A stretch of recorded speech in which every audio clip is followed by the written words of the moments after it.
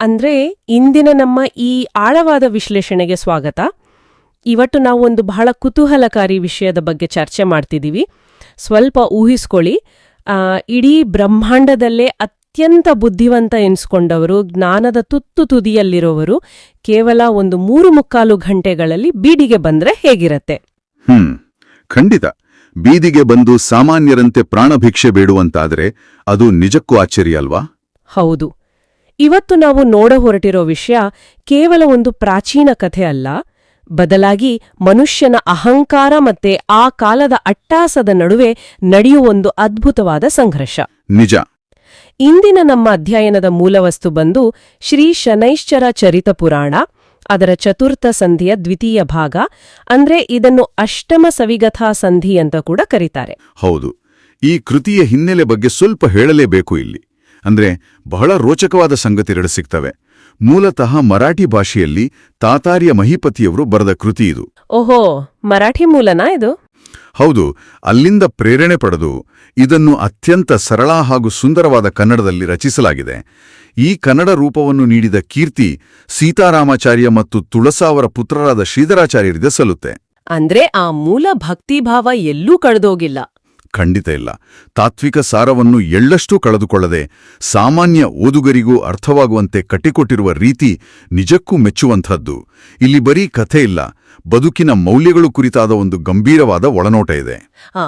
ಅದಕ್ಕೆ ನಮ್ಮ ಇಂದಿನ ಈ ಚರ್ಚೆಯ ಪ್ರಮುಖ ಗುರಿ ಕೇವಲ ಆ ಕಥೆಯನ್ನು ಹೇಳುವುದಲ್ಲ, ಬದಲಾಗಿ ಜ್ಞಾನ ಮತ್ತು ಅಹಂಕಾರದ ನಡುವೆ ನಡೆಯುವ ಆ ಬೃಹತ್ ಸಂಘರ್ಷವನ್ನು ಅರ್ಥ ಮಾಡ್ಕೊಳ್ಳೋದು. ಹೌದು. ಕಾಲದ ಪ್ರಭಾವ ಎಂಥ ಪ್ರಬಲರನ್ನಾದರೂ ಹೇಗೆ ಕ್ಷಣಾರ್ಧದಲ್ಲಿ ವಿನಯಶೀಲರನ್ನಾಗಿ ಮಾಡಬಲ್ಲದು ಅನ್ನೋದನ್ನ ನಾವಿಲ್ಲಿ ನೋಡಬಹುದು. ಅದೇ ದೇವಗುರು ಬೃಹಸ್ಪತಿ ಮತ್ತು ಶನಿದೇವರ ನಡುವಿನ ಈ ಕಥೆಯ ಮೂಲಕ ಅರ್ಥ ಮಾಡ್ಕೊಳ್ಳೋದು.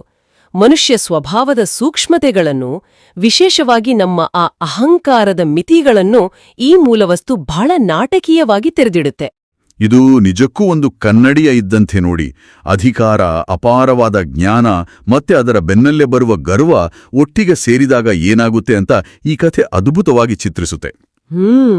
ಜ್ಞಾನವೇ ಮೈವೆತ್ತಿದ್ದ ದೇವಗುರುವಿನ ಪರಿಸ್ಥಿತಿ ಏನಾಗುತ್ತೆ ಅಂತ ನೋಡಿದಾಗ ಸಾಮಾನ್ಯ ಮನುಷ್ಯರ ಮಿತಿಗಳ ಅರಿವಾಗುತ್ತೆ ನಮಗೆ. ಹಾಗಾದ್ರೆ ನೇರವಾಗಿ ಕಥೆಯ ಆರಂಭಕ್ಕೆ ಹೋಗಿಬಿಡೋಣ. ಕಥೆ ಅತ್ಯಂತ ನಾಟಕೀಯವಾಗಿ ಒಂದು ಮುಖಾಮುಖಿಯೊಂದಿಗೆ ಪ್ರಾರಂಭವಾಗುತ್ತೆ.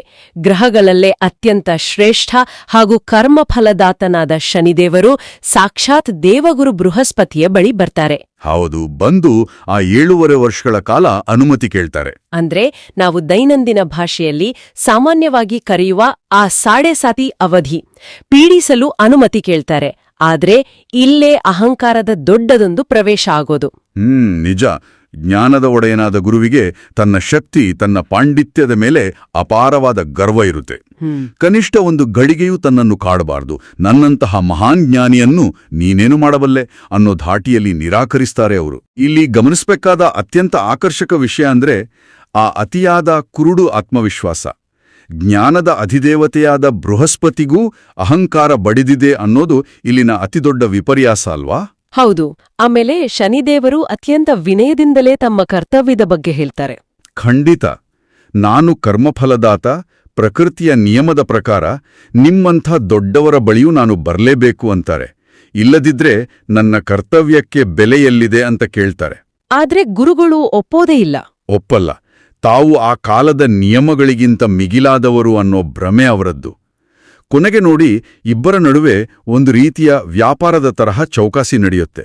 7.5 ವರ್ಷಗಳಿಂದ ಪ್ರಾರಂಭವಾಗಿ ಅದು 5 ವರ್ಷಕ್ಕೆ, ನಂತರ 7.5 ವರ್ಷಕ್ಕೆ, ಹೀಗೆ ಇಳಿದು ಬಂದು ಕಡೆಗೆ ಕೇವಲ ಒಂದು ಕಾಲು ಜಾವ ಮಾತ್ರ ಕಾಡಲು ಒಪ್ಪಂದಾಗುತ್ತೆ. ಹೌದು.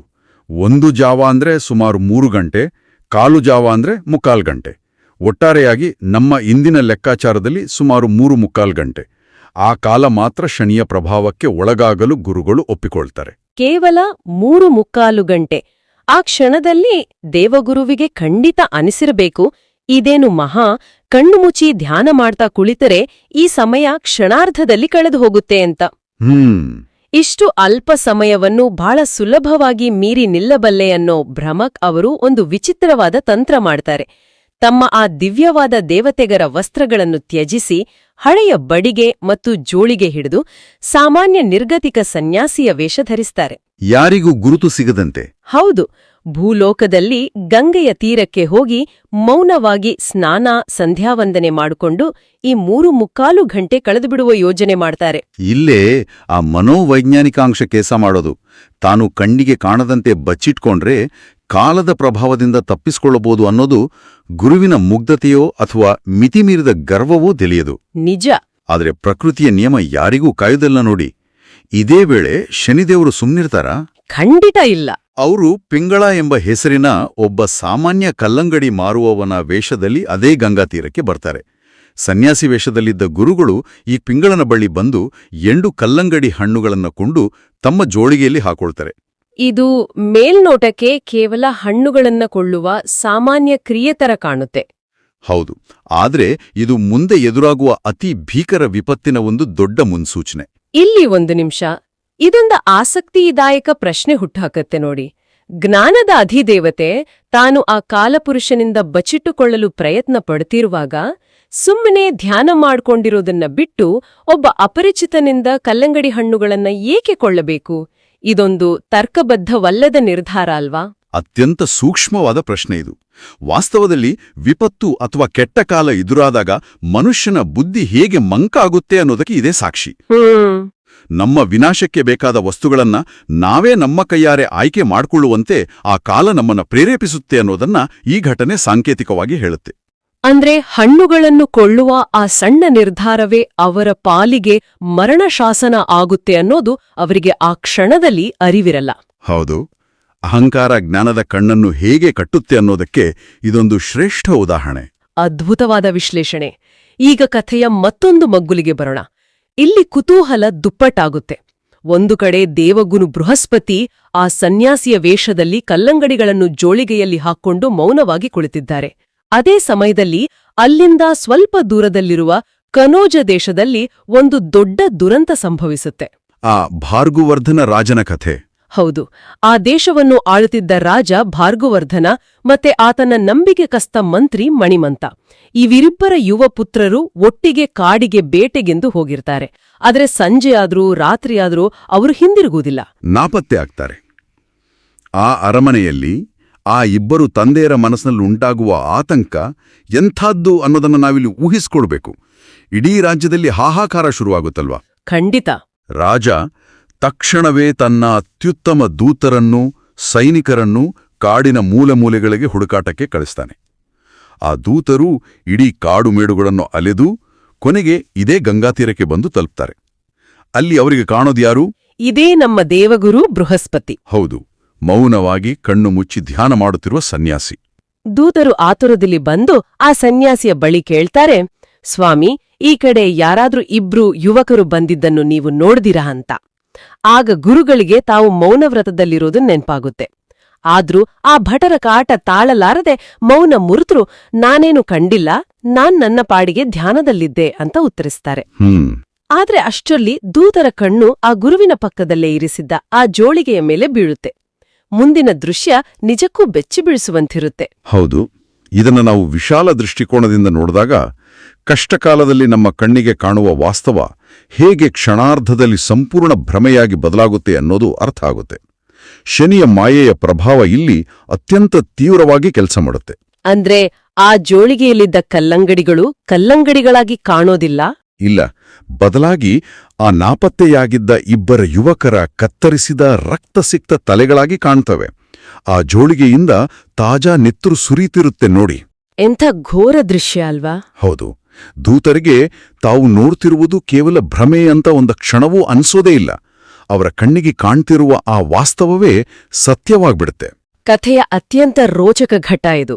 ದೂತರು ಆ ರಕ್ತಸಿಕ್ತ ತಲೆಗಳನ್ನು ನೋಡಿದ ತಕ್ಷಣ ಸನ್ಯಾಸಿಯ ಮೇಲಿದ್ದ ಆ ಗೌರವ ಒಂದೇ ಕ್ಷಣದಲ್ಲಿ ಮಾಯ ಆಗುತ್ತೆ.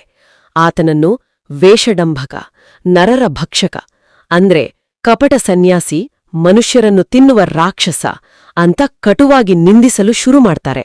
ಹೌದು, ನೀನು ಸನ್ಯಾಸಿಯಲ್ಲ, ನಮ್ಮ ರಾಜಕುಮಾರರನ್ನು ನೀನೇ ಕೊಂದು ಅವರ ತಲೆಗಳನ್ನು ಬಚ್ಚಿಟ್ಕೊಂಡಿದ್ಯಾ ಅಂತ ಆರೋಪಿಸಿ ಎಳೆದುಕೊಂಡು ರಾಜನ ದರ್ಬಾರಿಗೆ ಬರ್ತಾರೆ. ಅಲ್ಲಿ ರಾಜ ಭಾರ್ಗವರ್ಧನನ ಪ್ರತಿಕ್ರಿಯೆಯನ್ನು ನಾವು ಗಮನಿಸಬೇಕು.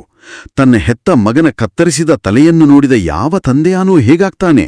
ವಿಪರೀತ ದುಃಖ, ಆಘಾತ ಮತ್ತೆ ಕ್ರೋಧದಿಂದ ಆತನ ವಿವೇಚನೆ ಸಂಪೂರ್ಣವಾಗಿ ನಾಶ ಆಗುತ್ತೆ. ಕೋಪದಿಂದ ಕುರುಡನಾಗ್ತಾನೆ ಆತ. ಹೌದು, ಆತನಿಗೆ ಅಲ್ಲಿ ವಿಚಾರಣೆ ಮಾಡುವ ತಾಳ್ಮೆಯಾಗಲಿ ಸನ್ಯಾಸಿಯ ಮಾತನ್ನು ಕೇಳುವ ವ್ಯವಧಾನವಾಗಲಿ ಇರುವುದಿಲ್ಲ. ಯಾವ ಸಾಕ್ಷಿಯೂ ಬೇಕಿರುವುದಿಲ್ಲ. ತಕ್ಷಣವೇ ಆ ಸನ್ಯಾಸಿಯನ್ನು ಊರ ಹೊರಗೆ ತೆಗೆದುಕೊಂಡು ಹೋಗಿ ಶೂಲಕ್ಕೇರಿಸಲು ಅಂದ್ರೆ ನೇಣಿಗೇರಿಸಲು ಕಟ್ಟುನಿಟ್ಟಿನ ಆದೇಶ ನೀಡುತ್ತಾನೆ. ಒಂದು ರಾಜ್ಯದ ನ್ಯಾಯಾಂಗ ವ್ಯವಸ್ಥೆ ಕೋಪದ ಮುಂದೆ ಹೇಗೆ ಕುಸಿದು ಬೀಳುತ್ತೆ ಅನ್ನೋದು ಇಲ್ಲಿ ಕಾಣುತ್ತೆ. ಖಂಡಿತ. ಕೇವಲ ಕೆಲವೇ ನಿಮಿಷಗಳಲ್ಲಿ ಇಡೀ ಬ್ರಹ್ಮಾಂಡದ ದೇವಗುರುವಿನ ಪರಿಸ್ಥಿತಿ ಸಂಪೂರ್ಣವಾಗಿ ತಲೆಕೆಳಗಾಡಿ ಹೋಗುತ್ತೆ. ಸ್ವರ್ಗದಲ್ಲಿ ರತ್ನಖಚಿತ ಸಿಂಹಾಸನದ ಮೇಲೆ ಕುಳಿತು ಗರ್ವದಿಂದ ಮೆರೆಯುತ್ತಿದ್ದ ಗುರುಗಳು ಈಗ ಭೂಲೋಕದಲ್ಲಿ ಪ್ರಾಣಭಯದಿಂದ ನಡುಗುತ್ತಿದ್ದಾರೆ. ಅಯ್ಯೋ ಪಾಪ. ಕತ್ತುಪಟ್ಟಿ ಹಿಡಿದು ಎಳೆದುಕೊಂಡು ಹೋಗುತ್ತಿರುವ ರಾಜನ ಭಟರ ಮುಂದೆ ದೇವಗುರು ಅಂಗಲಾಚುವ ಪರಿ ನಿಜಕ್ಕೂ ಕರುಣಾಜನಕ.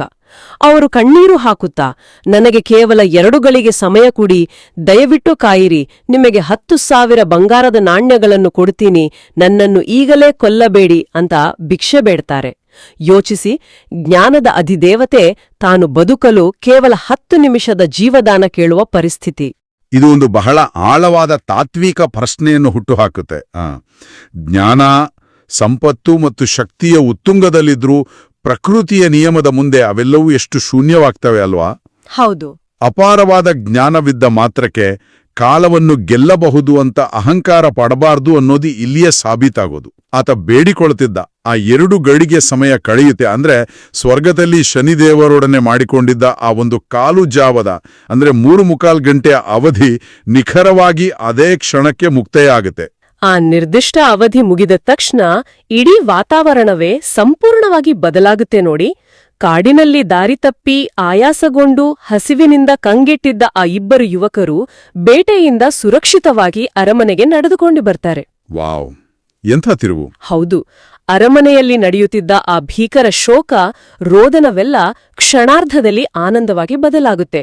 ಸಾಯಲು ಸಿದ್ಧರಾಗಿದ್ದ ಆ ತಂದೆಯರಿಗೆ ಮರುಜೀವ ಬಂದಂತಾಗುತ್ತೆ. ಕೇವಲ ಆ ಯುವಕರು ಮರಳಿ ಬರುವುದಷ್ಟೇ ಅಲ್ಲ, ಅದೇ ಕ್ಷಣದಲ್ಲಿ ದೂತರ ಬಳಿಯಿದ್ದ ಆ ಜೋಳಿಗೆಯಲ್ಲಿದ್ದ ವಸ್ತುಗಳು ತಮ್ಮ ನೈಜ ರೂಪವನ್ನು ಪಡೆದುಕೊಳ್ಳುತ್ತವೆ. ಇದು ಆ ಕಾಲದ ಮಹಿಮೆ. ರಕ್ತ ಸುರಿಯುತ್ತಿದ್ದ ಆ ಕತ್ತರಿಸಿದ ತಲೆಗಳು ಏಕಾಏಕಿ ಮತ್ತೆ ಮೊದಲಿನಂತೆ ಕೇವಲ ಎಳ್ಳು ಸಾಮಾನ್ಯ ಕಲ್ಲಂಗಡಿ ಹಣ್ಣುಗಳಾಗಿ ಬದಲಾಗುತ್ತವೆ. ಅಂದ್ರೆ ಆ ಮಾಯೆಯ ಪರದೆ ಸರಿಯುತ್ತೆ. ಹೌದು, ಶನಿಯ ಆ ಒಂದು ಕಾಲುಜಾವದ ಪ್ರಭಾವ ಮುಗಿದ ತಕ್ಷಣ ಜನರ ಕಣ್ಣಿಗೆ ಕಟ್ಟಿದ್ದ ಭ್ರಮೆಯ ಪೊರೆ ಕಳಚಿ ಬೀಳುತ್ತೆ. ಇದನ್ನು ನೋಡಿದ ತಕ್ಷಣ ರಾಜ ಭಾರ್ಗವರ್ಧನನ ಸ್ಥಿತಿ ಹೇಗಾಗಿರ್ಬೋದು? ಆತನಿಗೆ ತನ್ನ ಮಹಾತಪ್ಪಿನ ಅರಿವಾಗುತ್ತೆ.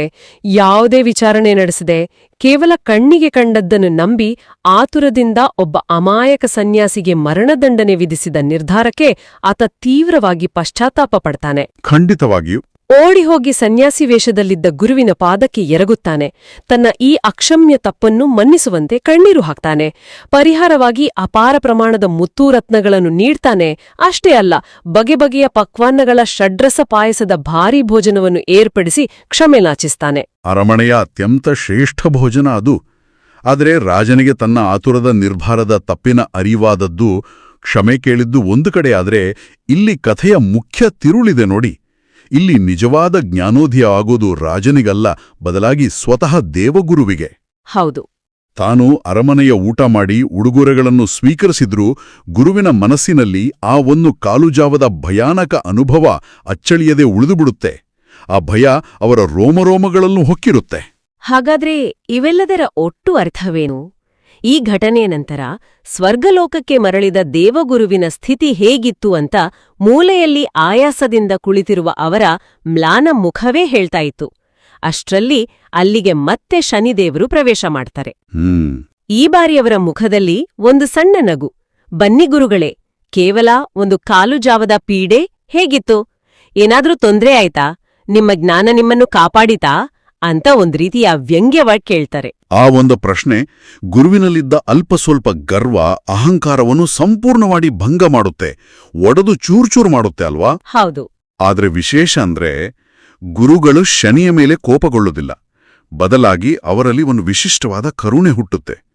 ಅವರು ಯೋಚಿಸ್ತಾರೆ, ನಾನು ಸಾಕ್ಷಾತ್ ದೇವತೆಗಳ ಗುರು, ನನ್ನ ಬಳಿ ಅಪಾರವಾದ ಜ್ಞಾನವಿದೆ, ಇಷ್ಟೆಲ್ಲ ಇದ್ದು ಕೇವಲ ಒಂದು ಕಾಲು ಜಾವದ ಅವಧಿಯಲ್ಲೇ ನನಗೆ ಈ ಪರಿ ಸಂಕಟ ಆಯಿತು ಅಂದ್ರೆ ಇನ್ನು ದಿನನಿತ್ಯದ ಪಾಡಿಗೆ ಕಷ್ಟಪಡುವ ಸಾಮಾನ್ಯ ಮನುಷ್ಯರನ್ನು 7.5 ವರ್ಷಗಳ ಕಾಲ ಕಾಡಿಂದ್ರೆ ಅವರ ಪಾಡೇನು ಅಂತ ಮರುಗುತ್ತಾರೆ. ಹೌದು, ದೇವಗುರುವಿನ ಆ ಪ್ರಶ್ನೆಯಲ್ಲಿ ಇಡೀ ಮನುಕುಲದ ಪರವಾದ ಒಂದು ಅತ್ಯಂತ ದೊಡ್ಡ ಕಾಳಜಿಯಿತ್ತು. ತಮ್ಮದೇ ಸಂಕಟದ ಮೂಲಕ ಮನುಷ್ಯರ ಸಂಕಟವನ್ನು ಅವರು ಅರ್ಥ ಮಾಡಿಕೊಂಡ್ರು. ಗುರುಗಳು ತಮ್ಮ ಗರ್ವವನ್ನು ಬದಿಗಿಟ್ಟು ಬೇಡಿಕೊಳ್ತಾರೆ, ನನ್ನ ಅಹಂಕಾರ ಮುರಿಯಿತು, ಆದರೆ ದಯವಿಟ್ಟು ಭೂಲೋಕದ ಆ ಸಾಮಾನ್ಯ ನರರ ಮೇಲೆ ಕರುಣೆ ತೋರು, ಅವರು ಇಷ್ಟು ದೀರ್ಘಕಾಲದ ಪೀಡೆಯನ್ನು ಖಂಡಿತ ತಡೆಕೊಳ್ಳಲಾರರು ಅಂತ ಅಂಗಲಾಚುತ್ತಾರೆ. ಕೃತಿಯ ಕರ್ತೃವಾದ ಶ್ರೀಧರಾಚಾರ್ಯರು ಈ ಪುರಾಣದ ಕಥೆಯ ಮೂಲಕ ಅತ್ಯಂತ ಪ್ರಬಲವಾದ ಸಂದೇಶವನ್ನು ನಮಗೆ ನೀಡಿದ್ದಾರೆ. ನಮ್ಮ ಬಳಿ ಎಷ್ಟೇ ಅಗಾಧವಾದ ಪಾಂಡಿತ್ಯವಿರಬಹುದು, ದೊಡ್ಡ ಅಧಿಕಾರವಿರಬಹುದು, ಆದರೆ ಆ ಯಾವುದರ ಬಗ್ಗೆಯೂ ನಾವು ಕುರುಡು ಅಹಂಕಾರ ಪಡಬಾರದು. ಖಂಡಿತ. ಏಕೆಂದರೆ ಕಾಲದ ಎದುರು ಇವೆಲ್ಲವೂ ಕೇವಲ ತೃಣಕ್ಕೆ ಸಮಾನ. ಒಂದು ಕ್ಷಣದವು ಎಲ್ಲವೂ ತಲೆಕೆಳಗಾಗಬಹುದು. ಕಾಲದ ಮಹಿಮೆಯನ್ನು ಅರಿತು ವಿನಯದಿಂದ ಬದುಕುವುದು ಮಾತ್ರವೇ ಶ್ರೇಷ್ಠವಾದ ಮಾರ್ಗ. ಈ ಕಥೆಯೂ ಕೇವಲ ದೇವತೆಗಳ ನಡುವೆ ನಡೆದ ಸಂಘರ್ಷ ಅಲ್ಲ, ಪ್ರತಿಯೊಬ್ಬ ಮನುಷ್ಯನ ಅಹಂಕಾರ ಮತ್ತು ಮಿತಿಗಳನ್ನು ತೋರಿಸುವ ಒಂದು ಪ್ರಖರವಾದ ದರ್ಪಣ. ಹೌದು, ಇಂದಿನ ಈ ಚರ್ಚೆಯಲ್ಲಿ ನಾವು ಕೇವಲ ಒಂದು ಹಳೆಯ ಪೌರಾಣಿಕ ಕಥೆಯನ್ನು ಮಾತ್ರ ಕೇಳಲಿಲ್ಲ, ಬದಲಾಗಿ ಅಹಂಕಾರ ಎಂದರೇನು, ಕಾಲದ ಬೆಲೆ ಎಷ್ಟು, ಮತ್ತೆ ಆ ಮಾಯೆ ನಮ್ಮ ಮನಸ್ಸಿನ ಮೇಲೆ ಹೇಗೆ ಪ್ರಭಾವ ಬೀರುತ್ತೆ ಅನ್ನೋದ್ರ ಬಗ್ಗೆ ಆಳವಾದ ಒಳನೋಟಗಳನ್ನು ಪಡೆದೆವು. ಜ್ಞಾನವೇ ಮೈವೆತ್ತಿದ್ದ ಬೃಹಸ್ಪತಿ ಗುರುಗಳಿಗೆ ದಿಕ್ಕು ತೋಚದಂತಾಗಿ ಭೀತಿಯಿಂದ ಪ್ರಾಣಭಿಕ್ಷೆ ಬೇಡುವಂಥದ್ದು ನಿಜಕ್ಕೂ ಆಶ್ಚರ್ಯಕರ. ಜೊತೆಗೆ ಸಂಕಟದ ಸಮಯದಲ್ಲಿ ನಮ್ಮ ಬುದ್ಧಿ, ನಮ್ಮ ವಿವೇಚನೆ ಹೇಗೆ ಸಂಪೂರ್ಣವಾಗಿ ಮಂಕಾಗುತ್ತೆ ಅನ್ನೋದಕ್ಕೂ ಇದೊಂದು ಶ್ರೇಷ್ಠ ಉದಾಹರಣೆ. ಈ ವಿಶ್ಲೇಷಣೆಯನ್ನು ಮುಕ್ತಾಯಗೊಳಿಸುವ ಮುನ್ನ ನಾವೆಲ್ಲರೂ ಒಂದು ವಿಚಾರವನ್ನು ಗಮನಿಸಬೇಕು. ಕಥೆಯಲ್ಲಿ ಕಲ್ಲಂಗಡಿಗಳು ರಾಜನ ದೂತರಿಗೆ ರಕ್ತಸಿಕ್ತ ತಲೆಗಳಾಗಿ ಕಂಡವು. ಇದು ಕೇವಲ ಶನಿಯ ಮಾಯೆ ಮಾತ್ರ ಅಲ್ಲ, ನಮ್ಮ ದೈನಂದಿನ ಜೀವನದಲ್ಲೂ ಕೂಡ ನಾವು ತೀವ್ರವಾದ ಭಯ, ಒತ್ತಡಕ್ಕೊಳಗಾದಾಗ ನಮ್ಮ ಸುತ್ತಲಿನ ಅತ್ಯಂತ ಸಾಮಾನ್ಯ ವಿಷಯಗಳೇ ನಮಗೆ ದೊಡ್ಡ ವಿಪತ್ತಾಗಿ ಕಾಣುತ್ತಾವೆ ಅಂತ ಒಮ್ಮೆ ಯೋಚಿಸಿ. ಹೌದು, ನಾವು ನಂಬಿರುವ ಅನೇಕ ನಿಜಗಳು ಕೇವಲ ಆ ಕ್ಷಣದ ನಮ್ಮ ಭಯ ಹುಟ್ಟುಹಾಕಿದ ಭ್ರಮೆಗಳಾಗಿರಬಹುದೇ ಅಂತ. ಖಂಡಿತ. ವಾಸ್ತವ ಮತ್ತು ಭಮೆಯ ನಡುವಿನ ಆ ತೆಳುವಾದ ಗೆರೆ ನಮ್ಮೆಲ್ಲರ ಮನಸ್ಸಿನಲ್ಲೇ ಇದೆ. ಇದರ ಬಗ್ಗೆ ಒಮ್ಮೆ ಆಳವಾಗಿ ಯೋಚಿಸಿ. ಇಂದಿನ ಈ ಚರ್ಚೆಯಲ್ಲಿ ಪಾಲ್ಗೊಂಡಿದ್ದಕ್ಕೆ ಧನ್ಯವಾದಗಳು. ಮತ್ತೊಂದು ಕುತೂಹಲಕಾರಿ ಮೂಲವಸ್ತುವಿನ ಹೊಸ ಒಳನೋಟಗಳ ಚರ್ಚೆಯೊಂದಿಗೆ ಮತ್ತೆ ಭೇಟಿಯಾಗೋಣ. ಶುಭವಾಗಲಿ.